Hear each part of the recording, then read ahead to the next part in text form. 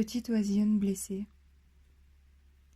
J'avais cette fâcheuse tendance à regarder chez les autres, trouvant toujours que tout y était mieux. Mieux fait, mieux dit, mieux pensé, mieux créé. Mieux. C'est ce qu'il se passe lorsque tu choisis de mettre de la texture dans ce que tu fais de ta vie. À présent, je m'en fiche éperdument de ce que les autres font. Peut-être abordons-nous les mêmes sujets, mais jamais nos propos n'useront des mêmes mots. Ma plume pensant mes mots, n'appartenant qu'à moi, m'élevant vers toujours plus d'idéaux. J'ai déployé mes ailes pour voler vers d'autres cieux, pourvu que ceux que j'aime m'y attendent, coupe de champagne à la main, prêt à me montrer l'envers du décor d'un monde dont j'ignore le tournage.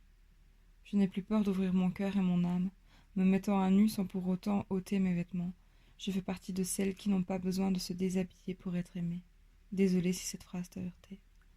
Aujourd'hui, je connais ma valeur, et j'enverrai de ce fait valser ceux qui ne danseront pas sur la même musique que moi.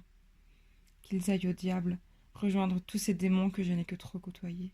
Je connais les innombrables recoins de l'enfer. J'en ai appris par cœur toutes les cartographies. J'en ai assez de me noyer, de suffoquer, d'être cette putain de petite oisillonne blessée. J'en ai assez des yeux interrogateurs et pleins de souffrance lorsque je leur raconte mon histoire. Elle qui a fait de toute ma force une délicate douceur et de ma tendresse une armure au goût de beurre. J'ai envie de tout recommencer, de faire comme si mon passé n'avait jamais existé, d'écrire une nouvelle histoire dans laquelle je serais l'absolue héroïne, là où, dans mon histoire actuelle, l'héroïne n'a pas été ma plus grande amie. Je parle de la drogue, elle qui m'a tout pris sans même que j'aie de prise sur les fluctuations qu'elle apportait à ma vie. J'ai appris bien trop tôt les douleurs multiples, la méfiance, la tromperie et la défiance, les défaillances. J'ai appris bien trop tôt que l'amour ne s'achète pas, qu'on ne retient personne et que nous n'avons de contrôle que sur une infime part de nous-mêmes. Je te raconte mon récit. J'ai choisi de ne plus faire de recherches, dans le but de donner un travail étudié au monde. Moi, ce que je donne, ce n'est pas de la théorie, c'est de la pratique. Je peux te parler de la drogue, de la violence, de l'abandon, de l'adultère, de la reproduction de schémas, de la maladie, de la mort, du suicide, de la rage, des orages.